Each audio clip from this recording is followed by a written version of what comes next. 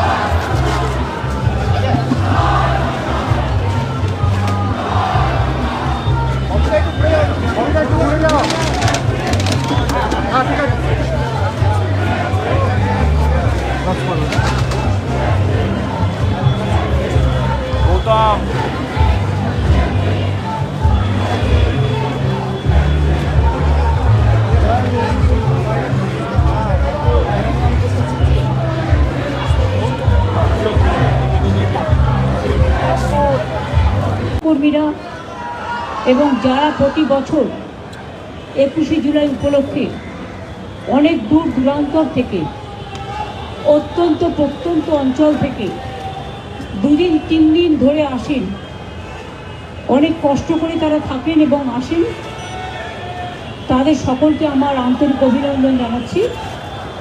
ইতিমধ্যে প্রায় লক্ষাধিক মানুষ গ্রামগঞ্জ থেকে এসছেন।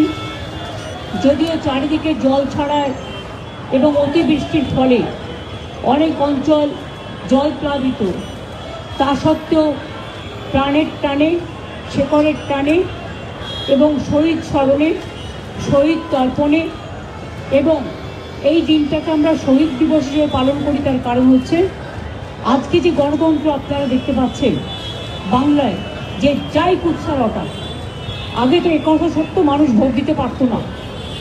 এমনকি কলকাতায় নিশ্চয়ই আপনারা ভুলে যাননি, আমি সপ্তপল্লী থেকে শুরু করে সমস্ত মাল্টি স্টোর বিল্ডিংয়ে তালা দিয়ে রেখে দেওয়া হতো।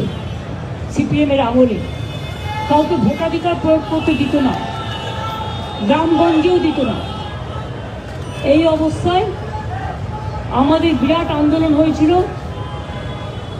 এবং সেই আন্দোলনকে দানা বাঁধতে গিয়ে সিপিএমের কোনো ক্ষমতা ছিল না সেদিন সেই আন্দোলন দমানোর। গণতন্ত্রের কণ্ঠরোধ করে তারা এমনভাবে গুলি চালিয়েছিল যে 13 জন স্পটে মারা গিয়েছিল এবং প্রায় 200 জনের মতো, তার মধ্যে 150 জন পুলিশের গুলিতে আহত হয়েছিল। দাবি ছিল একটাই, no ID card, no vote. এবং সেশন নির্বাচন কমিশন হওয়ার পরে, তার আগে একজন অবজারভার হিসেবে এখানে এসেছিলেন, তিনি রিপোর্ট দিয়েছিলেন এবং সেই রিপোর্টের ভিত্তিতে এই no ID card no vote এটা সেশনের সময় চালু হয়। তারপর থেকে মানুষ ভোট দেওয়ার অধিকারটা ফিরে পায়। এসব অনেক তথ্য, অনেক লড়াই, অনেক সংগ্রাম, অনেক জীবন যুদ্ধ, এই কাহিনী আজও ছড়িয়ে আছে। ডাবল ইঞ্জিন রাজ্যগুলোতে বিজেপি কাউকে ভোট দিতে দেয় না, আর সিপিএম শাসিত রাজ্য তো পশ্চিমবাংলায় আমরা হাতে নাতে ফল পেয়েছি। তাদের আবার বড় বড় কথা, কত ভাষণ দিয়ে বেড়াচ্ছে সোশ্যাল নেটওয়ার্ক তৈরি করে, পয়সার কোনো সীমারেখা নেই। কাজেই লড়াইটা কিন্তু লড়েছিল আমাদের সহকর্মীরা জীবন দিয়ে মাঠে ময়দানে। সেসব দিনের কথা স্মরণ করে এই দিনটিকে আমরা শহীদ দিবস, মামাটি দিবস হিসেবে উৎসর্গ করি। শহীদদের স্মরণে, 21শে জুলাইয়ের শহীদ সহ সমস্ত শহীদদের স্মরণে মামাটি মানুষ দিবস এবং গণতন্ত্র দিবস হিসেবে আমরা পালন করে থাকি। প্রায় 33 বছর ধরে এই প্রোগ্রাম এই জায়গাটায় হয়, তার কারণ এখানে অনেকগুলো প্রাণ লুকিয়ে পড়েছিল। আর এই এলাকাটা রক্তের বন্যা বয়ে গিয়েছিল। তাই আমাদের বছরে একটাই প্রোগ্রাম শহীদ স্মরণে আমরা এখানে করি। এবং এ নিয়েও অনেকের আপত্তি আছে, অনেকে আপত্তি জানায়। তাদের আমি বলি, তারা যখন নবান্ন অভিযান করেন পুলিশের পারমিশন ছাড়া, তখন আপত্তিটা কোথায় থাকে? আমাদের প্যারালাল প্রোগ্রাম করতে গিয়ে তাদের প্রোগ্রাম করতে হয়।